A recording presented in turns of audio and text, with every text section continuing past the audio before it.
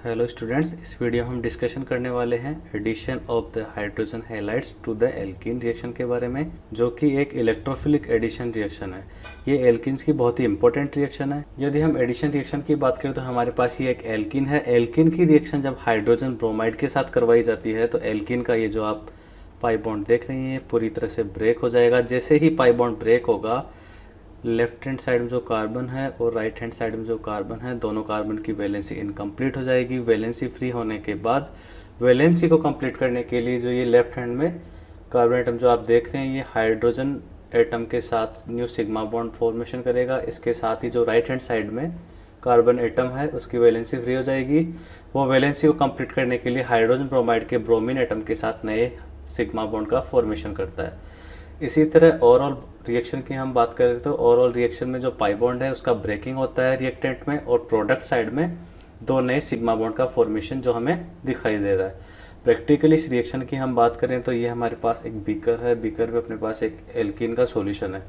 जब एल्कीन के सॉल्यूशन में हम हाइड्रोजन ब्रोमाइड का सॉल्यूशन मिक्स करते हैं तो कुछ टाइम के बाद हाइड्रोजन ब्रोमाइड और एल्कीन रिएक्शन करते हैं और फाइनली हमें प्रोडक्ट में एक एल्कील हैलाइड का सॉल्यूशन मिलता है। इसी तरह इस रिएक्शन के बारे में सबसे इम्पोर्टेंट ये जानना है कि किस तरह से एक पाई बॉन्ड ब्रेक हुआ, उसके साथ ही जो अपना प्रोडक्ट है इसमें किस तरह से दो नए सिग्मा बॉन्ड्स का फॉर्मेशन हो रहा है। तो ये सब जानने के लिए हम रिएक्शन की मैकेनिज्म की बात करते हैं। किसी भी रिएक्शन की हम बात करें तो ये जानना इंपॉर्टेंट है कि रिएक्शन में कौन न्यूक्लियोफाइल है और कौन इलेक्ट्रोफाइल है। यदि हम इस पर्टिकुलर रिएक्शन की बात करें तो जो हमारे पास ये एल्कीन है, ये न्यूक्लियोफाइल की तरह बिहेव करती है।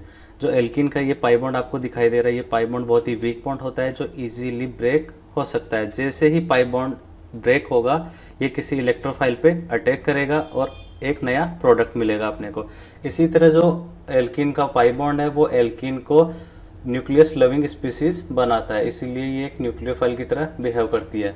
इधर हम हाइड्रोजन ब्रोमाइड की बात करें तो हाइड्रोजन एटम पे पार्शियली पॉजिटिव चार्ज हमें मिलता है और ब्रोमीन एटम पे पार्शियली नेगेटिव चार्ज मिलता है। जो पार्शियली नेगेटिव चार्ज ब्रोमीन पे आता है that is due to the electronegative difference in between the hydrogen atom and the bromine atom. जो ब्रोमीन एटम है अपने पास, इसकी इलेक्ट्रोनेगेटिविटी कहीं हाइड्रोजन एटम से ज़्यादा होती है, जिससे जो सिग्मा बॉन्ड के इलेक्ट्रॉन होते हैं हाइड्रोजन और ब्रोमीन के बीच, ये पार्शियली ब्रोमीन एटम की ओर शिफ्ट हो जाते हैं।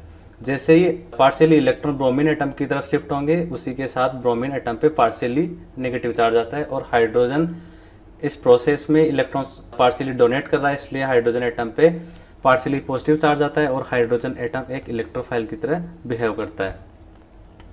जब हम एल्कीन की रिएक्शन हाइड्रोजन ब्रोमाइड के साथ करवाते हैं तो एल्कीन के वीकली बॉन्डेड पाई इलेक्ट्रॉन्स हैं वो हाइड्रोजन एटम की ओर अट्रैक्ट होते हैं और पाई बॉन्ड ब्रेक होके दोनों इलेक्ट्रॉन हाइड्रोजन एटम पे शिफ्ट हो जाते हैं। जैसे ही हाइड्रोजन एटम पे पाई बॉन्ड के इलेक्ट्रॉन का शिफ्टिंग हुआ, उसी के साथ हाइड्रोजन और ब्रोमीन एटम के बीच जो ये सिग्मा बॉन्ड है ये ब्रेक हो जाएगा। जैसे ही ब्रेक होगा, जो दोनों सिग्मा बॉन्ड के इलेक्ट्रॉन है वो ब्रोमीन एटम पे शिफ्ट हो जाएंगे। ब्रोमीन एटम को जैसे ही एक एक्स्ट्रा इलेक्ट्रॉन मिलेगा तो हमें ब्रोमाइड आयन मिलता है जिसपे एक नेगेटिव चार्ज होता है। यदि हम फिर से एल्कीन की बात करें तो जैसे ही एल्कीन का पाई बॉन्ड ब्रेक हुआ, जो राइट हैंड साइड में कार्बन एटम है वो हाइड्रोजन एटम के साथ नया बॉन्ड बना लेता है, that is a new sigma bond. इसी के साथ साथ जो लेफ्ट हैंड साइड में कार्बन एटम है उसका वैलेंसी इनकम्प्लीट हो जाता है। वैलेंसी इनकम्प्लीट होने से इस पे पॉजिटिव चार्ज मिलता है। रिएक्शन की सेकंड स्टेप की हम बात करें तो जो ब्रोमाइड आयन है वो कार्बोकेटाइन पे अटैक करेगा, उसी के साथ एक नए सिग्मा बॉन्ड का फॉर्मेशन होता है और उसके साथ हमें रिएक्शन का फाइनल प्रोडक्ट मिलता है जो कि एक एल्किल हैलाइड है।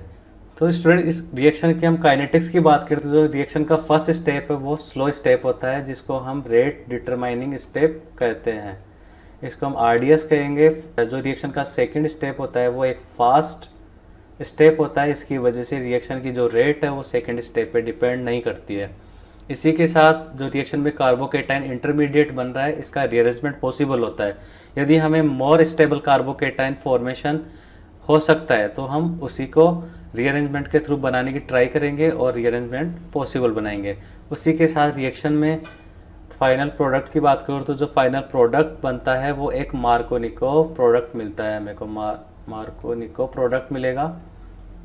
मार्कोनिको प्रोडक्ट की बात करें तो जो ब्रोमाइड का एडिशन होगा या हेलोजन का एडिशन होगा वो एल्कीन के उस कार्बन एटम से होता है जहाँ पे हाइड्रोजन एटम्स की संख्या कम होती है, क्योंकि उस कार्बन एटम पे जो कार्बोकेटाइन बनता है वो मोस्ट स्टेबल होता है।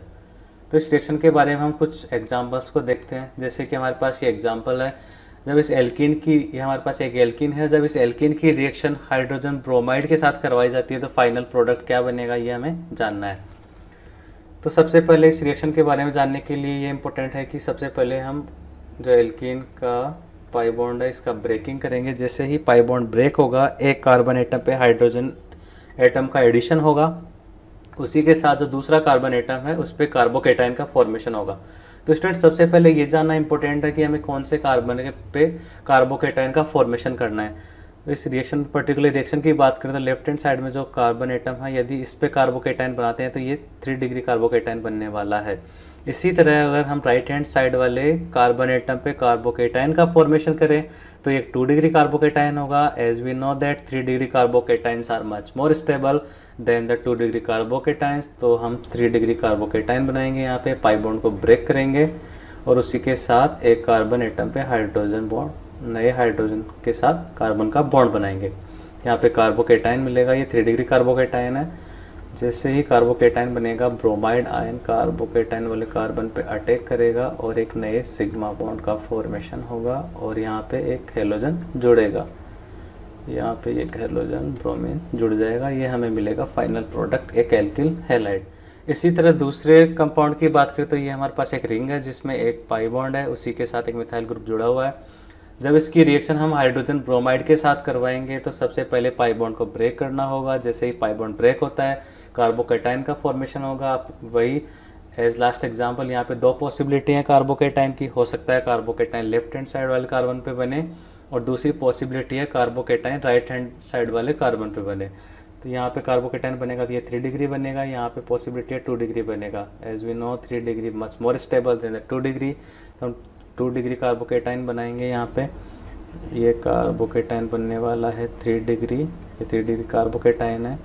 इसी के साथ यहाँ पे एक नया हाइड्रोजन एटम जुड़ चुका है। अब क्या होगा, जो ब्रोमाइड आयन है हमारे पास, ये कार्बोकेटाइन पे अटैक करेगा और एक कार्बन और हेलोजन के बीच नए बॉन्ड का फॉर्मेशन होगा। इसी के साथ जो पहले वाला पाई बॉन्ड था वो पूरी तरह से ब्रेक हो चुका है, उसकी जगह एक ब्रोमीन एटम जुड़ चुका है और दूसरी पोजीशन पे एक हाइड्रोजन एटम जुड़ चुका है और ये हमारे पास ये है एक साइक्लिक हैलाइड। इसी तरह से एक अदर रिएक्शन की बात करें तो ये हमारे पास एक रिएक्शन है जिसमें ये एल्कीन है, उसकी रिएक्शन हाइड्रोजन ब्रोमाइड के साथ करवाई जा रही है। जैसे ही एल्कीन की रिएक्शन हाइड्रोजन ब्रोमाइड के साथ करवाई जाती है, ये पाई बॉन्ड ब्रेक हो जाएगा। पाई बॉन्ड ब्रेक होने के बाद पॉसिबिलिटी है कि कार्बोकेटाइन कौन से कार्बन एटम पे फॉर्मेशन करना है, तो लेफ्ट हैंड साइड वाला कार्बोकेटाइन 2 डिग्री है, यहाँ पे हम फॉर्मेशन कर देंगे। राइट हैंड साइड में 1 डिग्री बनेगा, तो वो हमें नहीं बनाना है क्योंकि हम जानते हैं कि 2 degree carbocations are much more stable than the 1 degree carbocation. जैसे ही 2 डिग्री कार्बोकेटाइन बनेगा तो इसकी लेफ्ट हैंड साइड और राइट हैंड साइड में अगर हम देखें तो पता लगता है कि राइट हैंड साइड में अगर कार्बोकेटाइन बनता है तो वो 1 डिग्री होगा और लेफ्ट हैंड साइड जो एडजेसेंट कार्बन है उस पर देखें तो पॉसिबिलिटी है कि यहाँ पे 3 डिग्री कार्बोकेटाइन बन सकता है। तो यहाँ पे एक हाइड्रोजन एटम जुड़ा हुआ है, तो इस केस में हम 1,2 हाइड्राइड शिफ्टिंग करवा सकते हैं। जैसा कि ये हाइड्रोजन एटम जुड़ा हुआ है, ये पूरी तरह से ये सिग्मा बॉन्ड ब्रेक हो जाएगा। सिग्मा बॉन्ड के जो 2 इलेक्ट्रॉन्स हैं ये भी हाइड्रोजन एटम ले लेगा। उसके साथ ही जो हाइड्राइड आयन बनेगा वो 2 डिग्री कार्बोकेटाइन जो यहाँ पे है इस पर शिफ्ट हो जाएगा। इस पर शिफ्ट होगा तो पॉजिटिव और नेगेटिव साइन जो हाइड्राइड एटम का है दोनों मिलके न्यूट्रल हो जाएंगे और जो लेफ्ट हैंड साइड वाला कार्बन है उसकी वैलेंसी इनकम्प्लीट हो जाएगी और वहाँ पे एक कार्बोकेटाइन का फॉर्मेशन हो जाएगा। तो फाइनली हमें 3 डिग्री कार्बोकेटाइन मिल रहा है, ये मच मोर स्टेबल होगा प्रीवियस वाले 2 डिग्री कार्बोकेटाइन से। अब कोई भी पॉसिबिलिटी नहीं है रीअरेंजमेंट की, तो जो ब्रोमाइड आयन है वो कार्बोकेटाइन पे अटैक करेगा। जैसे ही कार्बोकेटाइन पे अटैक करेगा, प्लस चार्ज और माइनस चार्ज मिलके न्यूट्रल हो जाएंगे और फाइनली हमें एक नए सिग्मा बॉन्ड के साथ एल्किल हैलाइड मिल गया और यहाँ पे एक नए सिग्मा बॉन्ड के साथ हाइड्रोजन एटम का एडिशन होता है। इसी तरह एक दूसरी रिएक्शन की बात करें तो हमारे पास एक बेंजीन रिंग है, उसके साथ ही एक पाई बॉन्ड जुड़ा हुआ है। जब इस एल्कीन की रिएक्शन हम हाइड्रोजन ब्रोमाइड के साथ करवाते हैं, ये पाई बॉन्ड पूरी तरह से ब्रेक हो जाएगा। जैसे ही पाई बॉन्ड ब्रेक होगा, ये 2 डिग्री कार्बोकेटाइन बनेगा। ये 2 डिग्री कार्बोकेटाइन है, मच स्टेबल है। इसी के साथ साथ जो बेंजीन रिंग इससे जुड़ी हुई है वो इसको स्टेबिलिटी को बढ़ा देती है बाय द रेजोनेंस। जैसे ये 2 डिग्री कार्बोकेटाइन यहाँ पे फॉर्म होगा, ये बेंजीन रिंग के साथ रेजोनेंस करने वाला है और इसकी स्टेबिलिटी और भी ज़्यादा बढ़ जाने वाली है। यहाँ पे 2 डिग्री कार्बोकेटायन है, ये बेंजीन रिंग के साथ रेजोनेंस कर रहा है, जिसकी वजह से इसकी स्टेबिलिटी और ज़्यादा है और कोई रीअरेंजमेंट की पॉसिबिलिटी हमारे पास नहीं है। तो इसके बाद जो ब्रोमाइड आयन है वो कार्बोकेटायन पे अटैक करेगा। जैसे ही ब्रोमाइड आयन कार्बोकेटायन पे अटैक करेगा, पॉजिटिव चार्ज और नेगेटिव चार्ज मिलके न्यूट्रल हो जाएंगे और फाइनली प्रोडक्ट में हमें एक एल्किल ब्रोमाइड मिलेगा जो कि बेंजीन रिंग से जुड़ा हुआ है।